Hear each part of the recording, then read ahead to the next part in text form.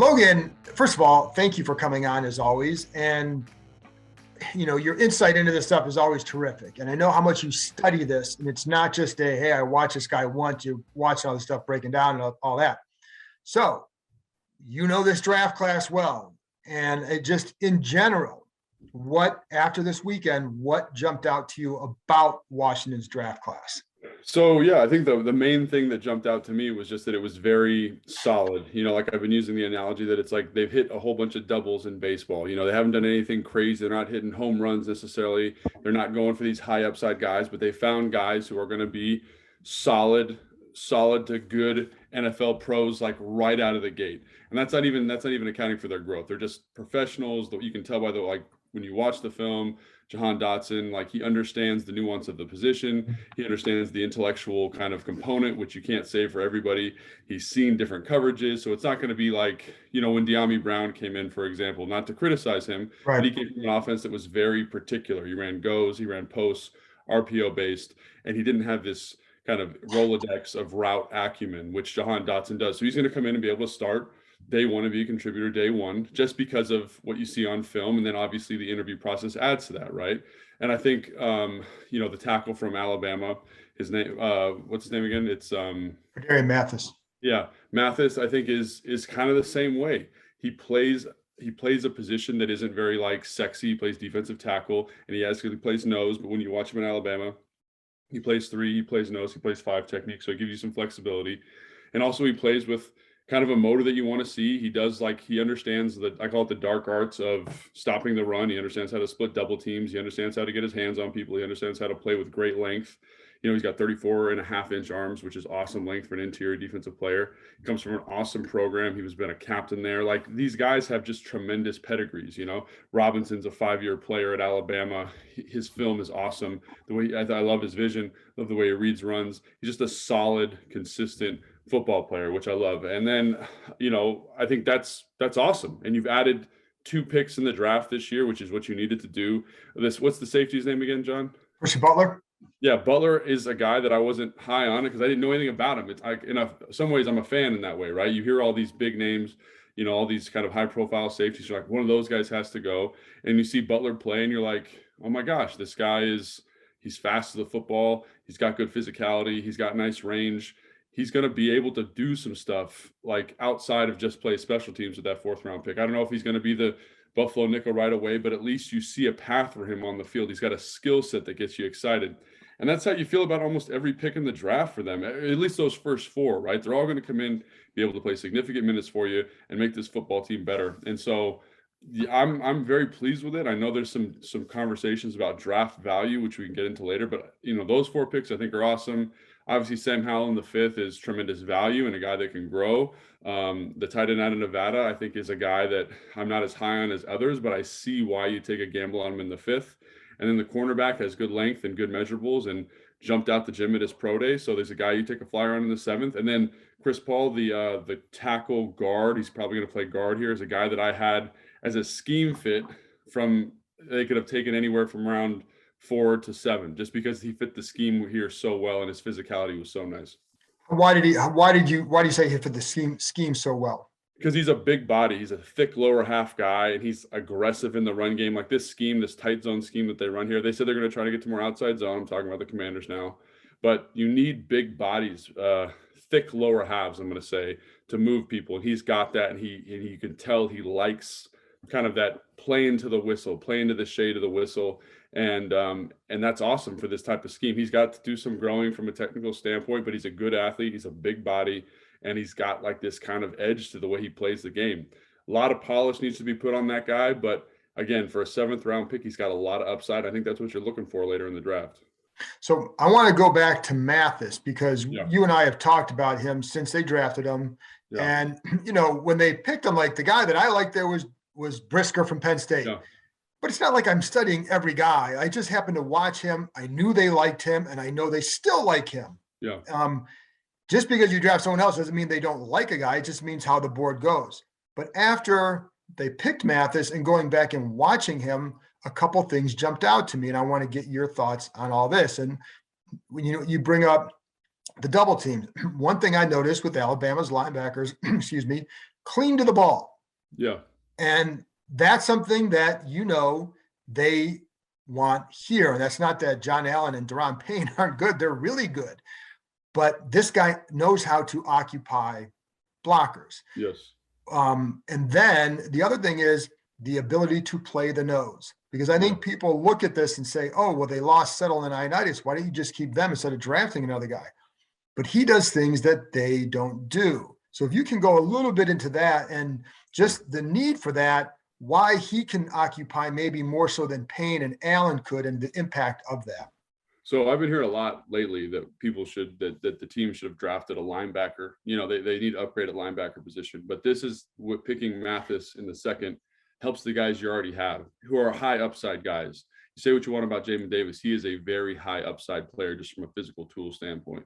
Cole Holcomb is a very high tools standpoint. He projects well just because they run well to the ball. The thing that they both struggle with is taking on blocks. Right. So one way to mitigate that and make them more effective is to find a guy who understands how to get who and when to get his hands on people to keep guys covered up. And so what that means is, like, when the center is trying to reach the nose, the guard is working the double team, right? So instead of just kind of playing head up on the center, he knows to play half of a man off the center and throw his hip into the guard. And then the guard is not used to kind of that big body thickness there. The center, he uses his long arms, and the center's kind of pushing him into the guard, and he ends up taking up two people. And it gives the linebackers a 1,000 to see and react to the run and fit their gap in a way that they need to, right? Everyone talked about Christian Harris out of Alabama and how he would run this great fit here. Part of the reason he's successful, part of the reason he's 6'1", 220. He never had to touch a guard because he had guys like Mathis in front of him, guys who understood how to do this. And I was a big proponent before the draft of taking a guy like Jordan Davis, right? A guy who could eat space. This guy eats that same space, but you've seen him do it with a level of consistency and professionalism that isn't in Jordan Davis's tape. And he's got more snaps to his name, right? He's done it more frequently. One of the things, Jordan Davis only 300 snaps last year. Mathis is not in that same pantheon. He plays football. He plays first and second down. He rushes a little on third down, and he's got a little bit more athleticism to him than Jordan Davis, who's a freak athlete. I think the athleticism, what I mean by that is he's a guy who understands how to run in pursuit of the football at a really high level, down and in, down out. So he's a guy that I think elevates all three levels of your defense. And, like in terms of value, like everyone says Brisker would have been great value there. I think that cog in the front, a guy that makes the two linebackers better, a guy that makes your Buffalo nickel package more effective, a guy that makes your 5 down front more effective, like that's a no-brainer to me almost, and like we've talked about fit ad nauseum this offseason because that's something Ron has emphasized. And when you talk about fit, this guy fits the defensive philosophy, and it impacts everything they do from a front standpoint, because now they've got a guy who understands how to play a nose, how to play a double team, how to split a double team, how to give the linebackers time. And then you also get a little bit more of an athletic element with them, which is great. So I think it's a great pick for the Commanders. Now, other teams might not have valued him as highly because it's not the right fit. It's not the right scheme. It doesn't have the same impact. But here, you push that up in value because you know how important that true nose is. Like I remember watching numerous games last year, and Payne and Allen are great football players, but they're not nose guards. They don't understand the principle there. They want to rush the pass. They want to use their athleticism. You need a guy in who can kind of get in there and mess it up with those big guys inside. And I think Mathis brings that skill set while having a tick more athleticism than your average nose guard, like a guy like Travis Jones out of UConn. And going back to Payne, because Payne has been playing that nose position. And I know like one of the reasons why they've liked him is because he can do that better than others on this roster. Right. But that's still not necessarily his strength. Right. So why is it? Is there something more? Because like he's obviously a big guy. Is it more just an I don't want to say understanding, but is it an understanding of like how you need to play, or is it just more of the mindset of how you play? Why is that? I think it's funny because if you could teach every interior defensive player to play nose guard, you wouldn't have a shortage of them, because a lot of the most athletic guys play 3 technique. And one of the things about 3 technique is you're lined up on the outside shoulder of the guard, so you get a lot of one-on-one blocks. And when you play nose, I remember talking to Kedrick Golston, who was one of the best nose guards that I played with. You have to deal with not only that kind of angled block to you on the man reach, but you have to deal with the play side guard reaching you. You have to deal with a pull. You have to deal with a pin. There's like 6 or 7 combinations you can get from a 3-man combination in there that, while on the edge, you only get 4 or something like that. I don't remember the exact numbers, but you have to know and kind of just have these built-in reactions. Oh, guard's blocking down, I got to long arm the guard, cross face, and get in my new gap, right? Oh, I'm getting reach, I got to long arm the center while touching the play side shoulder of the guard so he doesn't run up. You know what I mean? It's just different sequencing, right? And you need a guy who understands it, who really gets it. And it's like, I say like the dark arts, because it is like, it's like a martial art playing in there, right? Where to put my hands, how to leverage people, how to turn shoulders, how to get through on double teams, right? Like one of the things I love about him, this is an old school technique, but when you get a double, like pop into a knee, right? Because it sinks your hips. John Allen does that well. Yeah, and it out leverages the double team. So one of the guys usually gets impatient, leaves, and for him to be able to pop to a knee at 320 pounds and then pop back up immediately and make the tackle, I think speaks to the kind of guy you're getting. You just get a guy who gets it. Saw that against Georgia. Yeah, Georgia. I mean, every team that tried to double him, that's what he was doing, right? And so I just got a lot of respect for that skill set, and it was something that they needed to address. Like it was such a need for me that I thought they might go Jordan Davis at 11. So think about that. That would have been a reach at 11 for Jordan. I know you did. We talked about that before the draft. You would bring that up. Yeah, and so now I think this is kind of the best of both worlds. You get a receiver in Jahan Dotson with your first round pick. You get a nose, and then you get kind of a bonus pick with that third round draft pick in the running back. So to me, it like kind of shakes out almost perfectly. Now, how much ceiling does he have is the question I think a lot of people have. But when I watch him, like I think there's more in the tank there, and I think he's going to be a really good pro. And people think that's a knock on him, but like you want good pros.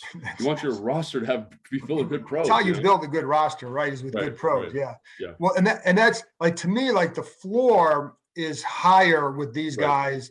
I don't know where the ceiling goes, but if you get four guys, you know, with Dotson and Mathis and Robinson and then Butler, if those four guys become three starters and a big contributor, that's really good for a draft. That's fantastic. And I kind of feel like the last couple of years, they've taken some like high ceiling players, you know, Jamin Davis, Benjamin St-Juste, some of these guys with high ceilings. And I don't want to say they've been burned, but it does shape your future evaluation, right? Because you say, oh, well, like we went for high upside last year. Like what's something that's just going to get us on base? And I look at this and I say they did a great job of not only getting on base, but kind of, you know, getting doubles and triples with these picks that are going to be contributors to the roster and flesh out the depth. And then, like I said, they might end up being, you know, like think about, just take Robinson. I know everyone, and you can argue value of running back in the third round, but think about if you convert, I don't know, 2 more short yardage situations a game. Like how significant is that by having his skill set and his power running style on the roster? That's extremely valuable. And when you frame it like that, the people, they go, oh, that is really valuable, because that's an area that this team struggled with last year. That's an area that Antonio Gibson does not excel in. So bringing a guy who's got a hard head, firm running style, understands the short yardage situations, that can help you get those kind of like, instead of at a 45% hit rate, we're at a 60% hit rate. And that's a huge deal in the NFL. And he can be more than just that too. And that, like, what else, you know, and again, like I agree with you, third round for the back, you can debate that, and that's fine. All that stuff you can debate. And I'm not going to tell people that you can't say that he wasn't. We don't know. And ultimately, Logan, it's always like, what do they show on the field? That's when we know if they're overdrafted, drafted the right spot or not. But with Robinson, what else do you think he can add besides that? Because you know, with 17-game season, you want another guy, but also Ron always brings up in Carolina, everybody loves that they had the two-headed monster at times with running back. So how important is it to have that other guy, and what else could he add? Well, it's something that I've been calling for a long time. And like, you know, we talked about this, and I said in terms of fit before the draft even started that Robinson would be a great fit. And a lot of people are like, well, why is that? Yeah, we talked about him. I remember that. Yeah, and it's essentially the same question you're asking now. And one of the reasons is I think Antonio Gibson is a speed/power back, right? But he's a converted wide receiver, so his body isn't like calcified to the position, I would think. So you want to keep him as fresh as you can. Like I think about the Buffalo game. I think about, you know, the Seattle play up the sideline where it gets called back. You don't have a guy of that size and that kind of speed outside of Derrick Henry very often, right? Mm-hmm. But you need to make sure he's fresh and ready to go. I think, you know, he doesn't have like the workhorse mentality of a guy like Derrick Henry. So how do you balance that? You needed a guy who can play running back at a starting level in the NFL, that you feel comfortable rotating in there consistently, keeping him fresh for not only the game, but also for the entire season. I'm talking about Gibson now, while not having any significant drop off. And I think that's what he gives you, right? He just makes you more effective throughout the year. You know what I mean? You're not going to get a hurt Antonio Gibson with like a shin issue for 7 games, right? You're going to need a guy who like 20 runs is probably too many touches in the run game for Antonio Gibson, right? But he's your best runner in between the tackles, right? So how do we mitigate that? You bring in another guy who's outstanding between the tackles, and then you limit his touches to 10 to 12, right? I think Antonio Gibson's still going to get the lion's share of the carries, but now you have a guy with 8 carries who can do some damage.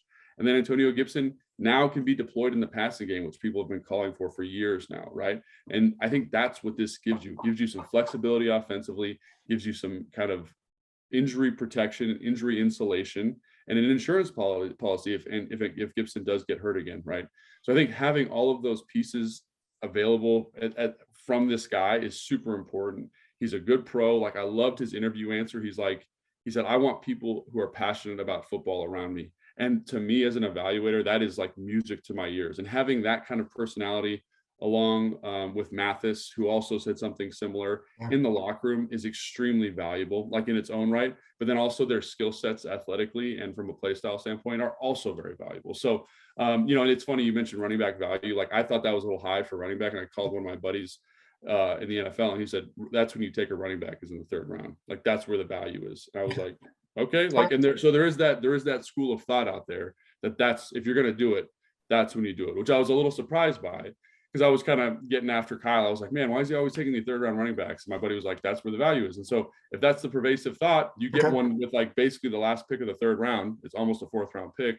You feel good about it going in, you get your pieces there. And also he does something significant for your roster, and he's a great character guy. So check. To me, there's no downside to the pick necessarily. And it's funny, going back to that, I talked to somebody about Dotson. I said, what did you think? He's like, I think 16 was a little bit too high. And this is it's a head coach.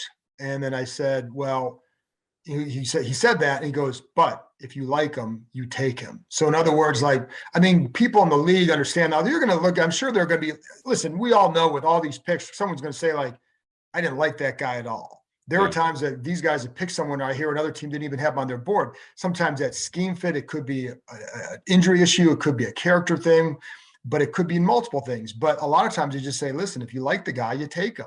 And like, this guy liked this receiver, but he's like, at 16, I don't know. But if they do, then the other point, I think you may have made this point to me about Mathis, that 47 was where they picked him, obviously. And there were some people who had him, I don't know, it was McShay had him in that range, and then someone else, Dane Brugler, had him in the 60s or whatever. I talked to an agent who basically has his own board, and it's based on his information that he gets from teams. And he had Mathis in the 3rd round. Well, let's say these guys really like him, and they know they can't get him in the 3rd round because you're picking late. So maybe you get him few picks higher, but like, if you like him and you feel like he can do this, and then you feel like maybe nobody else beyond that point can do that. Right. I think there's a lot of things that you take into consideration. I think that's 100% right. And after doing my own mock draft and like doing my own big board and like watching the draft unfold, I realized there's not this thing, like there's not draft value necessarily. It's not this like absolute thing, right?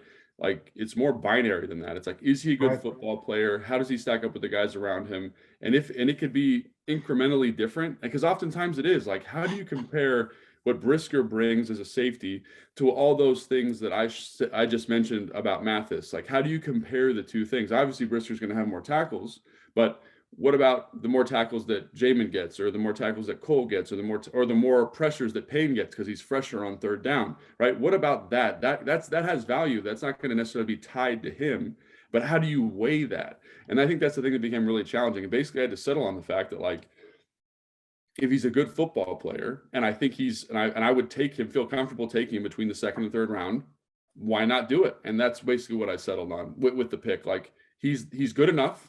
Like, could you nitpick it? Yes, but he's good enough to fill this role and make this football team better. I think that's the important thing for fans to understand.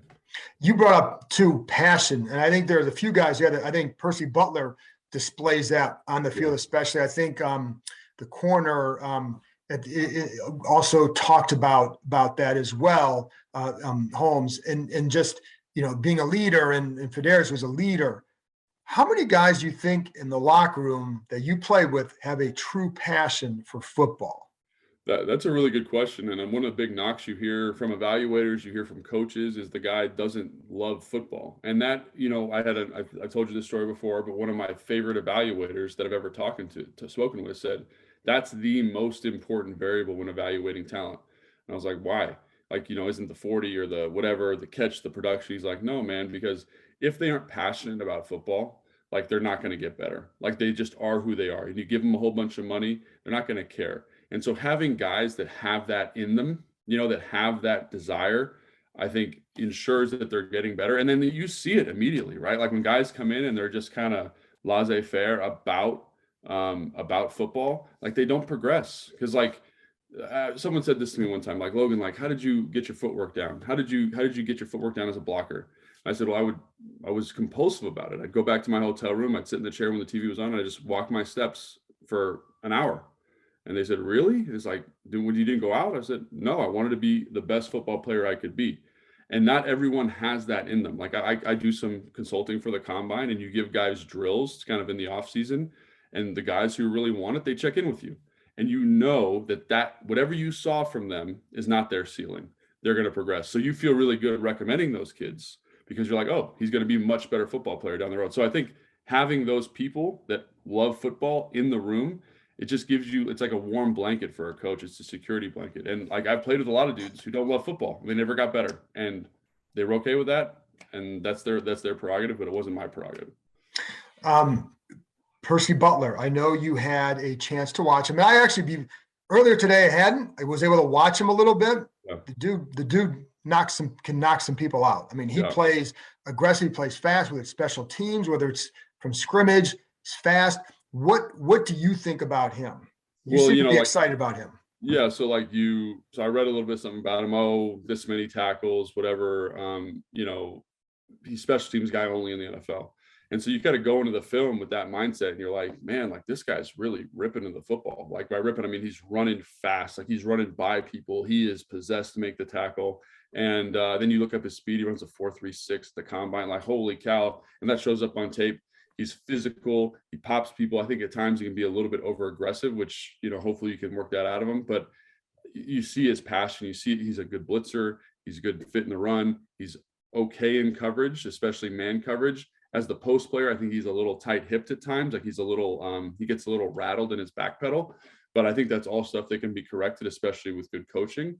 But I love him. I like the way he plays, man. And I was a little bit like, oh, I've never heard of this guy. Who's this guy? Same thing, same reaction a fan would have. But then you watch the film and you see his resume and you say, holy cow, man, they've got a player who is not only going to contribute on special teams because he's a maven in that department, but also he's going to play some football on defense for them, which is something you can't say always of special teams guys, Troy Apke being case in point, right? Like this guy is going to be able to play, and he might be able to play that Buffalo nickel role. And he could also, this is the other great thing about him is he's got enough speed where you could put him in a cover two, you could put him in a quarters and let Cam Curl play the Buffalo nickel. If you had to move some pieces around, he gives you some flexibility. But I also think I wouldn't mind seeing him there because he covers so much grass. And I love seeing that from safeties. And I love seeing how he's not afraid of contact when he gets there. Does he miss tackles? Yes. But oftentimes because he's being over aggressive. And I'd rather that than the alternative. And that's where sometimes you'll see a missed arm tackle and something like that, because you're coming up very aggressive. And that's the thing. At his size, is a little bit smaller than Landon, obviously faster than Landon, but a little bit smaller. How does that impact that Buffalo nickel, do you think? And based on his play style and all that? It's that is a little bit of a concern for me because he's like 196 pounds or something, but he's like a slight build. Like Brisker was like 200, something like that. Not a big guy, but you could tell he's just got broader shoulders, thicker legs. And this guy's a little bit more wiry in his build. So that is a concern, playing a 17-game season 17-game season is a long time, especially dealing with NFL offensive guys. But and so maybe he kind of is a rotational piece, and maybe he doesn't play the Buffalo nickel. Maybe you feel more comfortable with Cam doing that. And maybe they have two versions of the Buffalo nickel, one where Jamin plays it and one, depending on Cole. I think Cole Holcomb would be the linebacker who would probably do it if they went that way. Yeah, and then you have maybe like a Buffalo package where Cole's the guy, and Right. then one where Cam's the guy, and then one where he's the guy, and that would be okay, and having that kind of flexibility. So I think it gives you a piece that you feel good about playing in multiple spots, which frees up some of your other talent to do some different stuff. So yeah, the slight build is a little bit of a concern, but he doesn't have an extensive injury history, and he doesn't seem to like one of the things, like when you watch Kyle Hamilton, for example, he'd always ding himself when he was tackling. He'd go in for a tackle and he'd get up all kind of woozy, or he'd be holding his arm. Like, this kid doesn't do that, even though he's coming up like a lunatic. So something different in the approach, but I like him a lot. And again, like, you don't know until you see them play at the NFL level, but I like what they did with those first 4 picks. They're not the sexiest picks in the whole world, but I think they're guys who are going to play football for this team this season. And like, that's fantastic draft strategy if that's what you're doing. Well, the word I heard too with Dotson was most pro ready. They felt the 2 most pro ready receivers were Dotson and Olave. Yeah. And they basically traded away from Olave to get Dotson and a few other picks. So and they turned, I think, one of those picks into Sam Howell eventually. So they got, I think it was 4 players out of that pick. Right. So, which in terms of draft strategy, like in draft analytics, like, you can't beat that. Chris Olave versus 4 other players. Like, I don't care how good Chris Olave is, he's not going to be worth those 4 other players. Sam Howell, what'd you think? So Sam Howell, man, I think in the 5th round, I think that's good value. I think, especially given how people were talking about in pre-draft. We've talked about this before. I've never been like a big Sam Howell advocate. I think he's got a good arm. I think he's got a nice competitiveness to his game, to his play style, which I always like. I'm always going to err on the side of the guy who's more competitive, because it speaks to a passion and a love for football. And that's something that I don't get in the interview process, but if it shows up on tape, I love that. Like, the way he runs the football, I don't think it translates well to the NFL, but it again shows a competitive, physical style that I think speaks to good leadership and speaks to a guy who's going to get better and improve. It's a little different than the model of quarterback I thought they were looking for. His release is a little bit slow. He comes from an RPO-based system, so the evaluation is even more difficult. Sometimes I wonder like how he sees the field. But again, I think if you're betting on somebody, and it's in the 5th round, is the time to do that. A guy who's competitive and obviously loves football, I think, is a way to go. Big arm, has some upside, but has a lot of growing to do. So it's not like he's going to come in day one and be in competition with Carson Wentz or anything like that. He's got a little bit of work to do on his game, but a guy that I think has a lot of upside, and that's exciting to take a flyer on a guy at that point in the draft. Yeah, in the 5th round, sure. And I know they go back to his 2020 tape. Correct. Yeah. For to give a full evaluation. I'll admit, like, I was not a big Sam Howell guy. I did hear his name a lot not a lot. I heard his name in relation to quarterbacks from over here leading into the draft. So I knew they liked him, but like at that point, you're not thinking they're going to take him because everything projected him in the upper rounds. And it just shows you how crazy this draft was. And how these quarterbacks were probably drafted in some cases around where they probably should have been. Right. So we'll see with him, but I think it's worth a flyer. If he progresses, if he shows progression this year, maybe you have your backup to replace if Taylor Heineke leaves after the season, because his contract is up. And if not, you have Taylor and you have Carson, and you can go try and get another guy next year and, do whatever. So I think it's a no harm, no foul situation. Cole Turner, what stood out watching him was the wide catch radius. You see that was a big phrase for Ron Rivera this weekend with Dotson, with Turner. But what did you see? Yeah, so I see a guy in the Nevada offense who's got a limited route tree. So it's hard to kind of project exactly what he is at the NFL. The thing that I think stuck out to me is I think he does have a wide catch radius. He's got strong hands, if not sometimes inconsistent, but he's got strong hands, wide catch radius. The thing that bothers me about him as a player is that he's kind of stiff.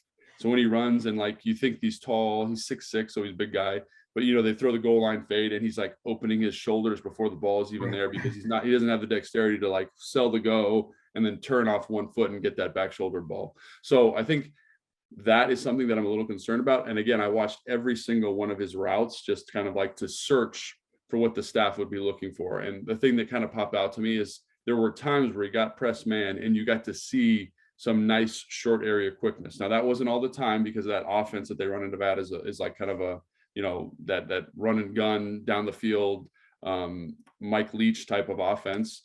But I think he does have some twitch to him. And, coming out of the Senior Bowl, there were whispers about that. And so maybe he had more of an opportunity to show that at the Senior Bowl. And the Senior Bowl, quite frankly, is a big part of Ron and the staff's evaluation, because you get to see smaller school guys against higher level competition. The guy that I'm really excited about in terms of tight end is Curtis Hodges out of Arizona State. And we talked about that before. He is kind of the opposite. He's played a lot of inline as opposed to Cole Turner, who played basically big slot receiver for Nevada. And he played inline, Hodges did, and he's a converted wide receiver, basketball background, and he is silky smooth with his feet and his hips. And I think if you're looking for a guy who could be like crazy high ceiling, that's the guy you look at. Like he's an athlete. Like he moves in space like a much smaller man. And I don't know why he didn't get drafted higher. And I'm sure there's something else there that we got to figure out. Because, what'd you say? There usually is. Yeah, there usually is. That's right. But in terms of a guy that is like, I would expect him to be performing better earlier in camp, just because he comes from like a more pro style offense. He played in line more, and I think he'll flash earlier in training camp because I think he's a better athlete. Now that's not to say Turner won't develop, because I think he can. He shows good physicality when they have him line up as fullback. He just doesn't really know how to coordinate his body as a run blocker yet, but I think the mind is willing, the body just isn't there yet from a learning standpoint. So I'm not saying don't get excited about Turner. I think you should be, but I think a guy that's going to be a little bit ahead of the curve is Hodges, if he's got the right makeup, which I don't know about. He also Hodges comes from an offense which is like a run first offense, so didn't get a lot of targets. But I think there's two guys there that the fan base should be really excited about in terms of growing as receivers, because everyone said they wanted big wide receivers.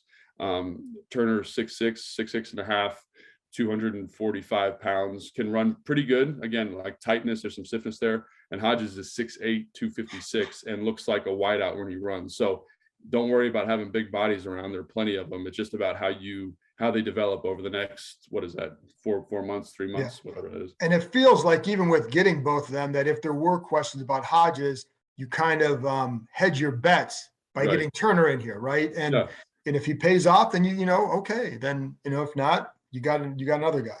And I think they got a really similar skill set. And like I said, I think Hodges has a much higher upside. But I think that from what I've heard about Turner, he's like kind of got that pro ready mindset, which I think is, that's worth its weight in gold, in my opinion. So I think it just depends. You've got kind of two guys, similar skill sets, one who could be the next Jimmy Graham, one who's going to be a solid pro, and, with a lower floor. So fans should be excited about both those guys, but they both have to do a little bit of growing in order to be productive contributors of this offense. Chris Paul, just a couple more things here. Chris Paul, how long? It's hard to say without seeing them in person. I know that. But having watched the film, and he's obviously a 7th round pick, so those guys aren't coming in and being instant contributors typically. Yeah. So how long would you look at a guy like that? Because they need some help on that offensive line. They have Schweitzer, they have Sadiq, the right guard possibly. They can always do something more. They got Leno after the draft. Mm-hmm. So with a guy like Paul, though, how long do you think it might take him to get ready to be able to contribute, just based on what you're seeing and just what you've seen of this skill set on film? Right. So I think with Paul, the interesting thing, Tyler Smith, the guy that Dallas drafted in the first round, they went to the same school and they play in a very similar manner. Tyler Smith's obviously like this elite upper echelon athlete, and Chris Paul is not that far behind him. I think he ran a 4.86 at the combine at 330 pounds. So big, fast, twitched up guy. But the thing that I got from all my O-line buddies when I talked about both those guys is like, they just weren't coached up very well. So how smart is that kid? How do they take coaching? Because both of them were big balls of clay. Like when they got their hands on people, you were just like, I love this. I love how he moves to the second level. I love how he's able to dig this 3 technique out. But what I hate is like his pass set angle, because he's like setting to nobody. He's not using his hands. Like it's, like there's some rawness. Like he drove a guy off the balls, John, on his tiptoes, like which you never see. Usually those guys are all dug in with the sides of their feet and they're driving guys out. So obviously a very powerful man, but again, very, very, very raw. But you love that. You love them securing that type of athlete in the 7th round, because he's going to help you out, because he's just so big and so physical. And if that light bulb clicks on, like, you're going to get a guy who's going to be a starter, which is or he's a practice squad guy for the rest of his career. You know what I'm saying? Like that's kind of what you're dealing with. Like if it clicks, awesome, but that's a big if, because there's a lot of ground to cover from a technical standpoint to get you where you want to go. Speaking of Tyler Smith, you had mentioned him, Yeah. I think in one of the previous podcasts, but I asked somebody over here, we were talking about, he said, well, there's some linemen we like later. I said, Tyler Smith. And the response was a quick shh, because they were hoping, I think, that he would fall to 47. Now he didn't, and he wasn't going to, but that was a guy that I know they like. So then it makes sense that they had a good chance to watch Paul as well. Yeah. Did you have a chance to watch the corner much, Christian Holmes? Yeah. I think the thing about the corner is it's hard to corners are hard to tell, period, right? Just because they're not around the football that much. But there's a guy in terms of just physical measurables. He's 6'1", 205. I think he had a 40-inch vertical at his pro day, ran well at it, better at his pro day than he did at the combine. And so I think that opened a lot of people's eyes, because his tape's not bad, And so like with not bad tape and those kind of measurables, you say, oh, maybe he can grow into something. He's a little ways off, I think, but in terms of the measurables, like the ball of clay type of thing, I think you feel good about it. I like his technique, actually, like in press situations. He gets a little bit tight off ball coverage, and you can see he's like trying really hard to do the right thing, and he kind of loses some of his twitch and athleticism because he's working so hard at it. Hopefully you can kind of get with him and say, hey man, like give him some rules, give him some guidance that kind of levels some of that out. But I think there is something there. And again, to have both those guys follow you in the 7th and you can secure them here to this organization, I think is pretty fantastic. I'll just say that. Like, I think they both are high upside guys. I think the corner could contribute, maybe even at safety at some point, because he's a bigger body guy.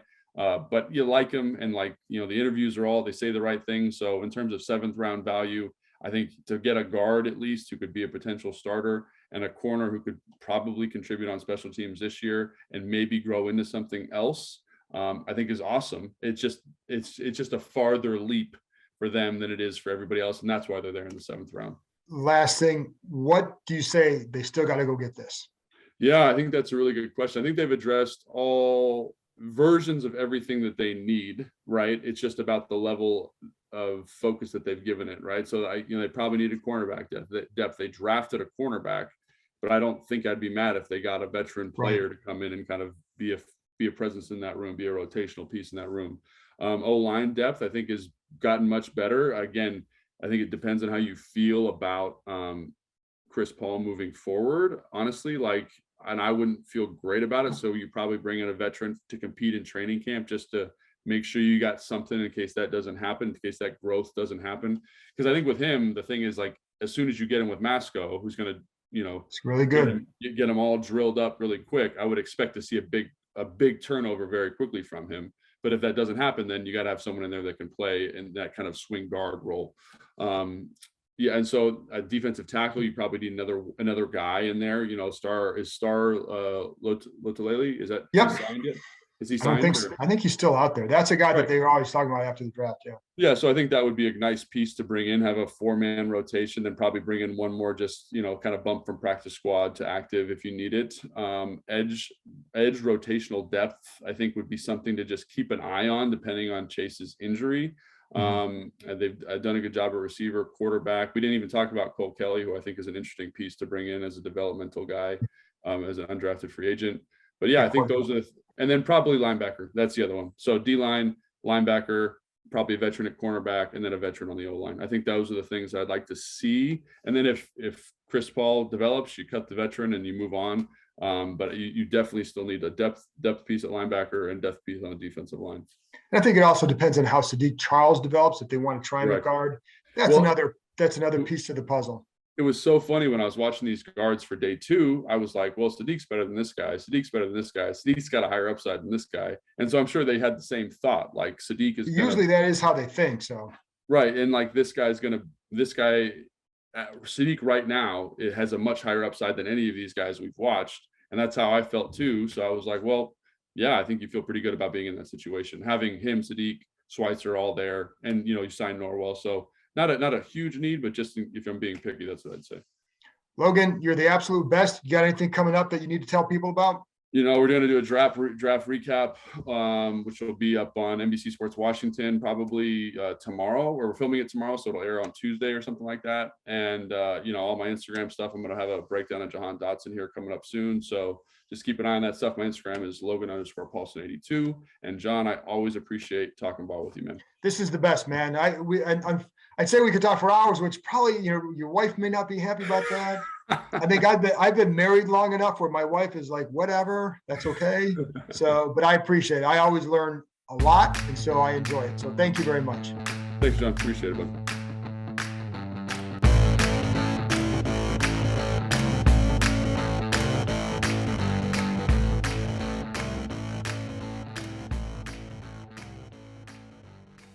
Hey, everybody, it's John Keim. Do me a favor and hit that subscribe button, and I'll continue to bring you guests who provide excellent insight into the Washington Commanders.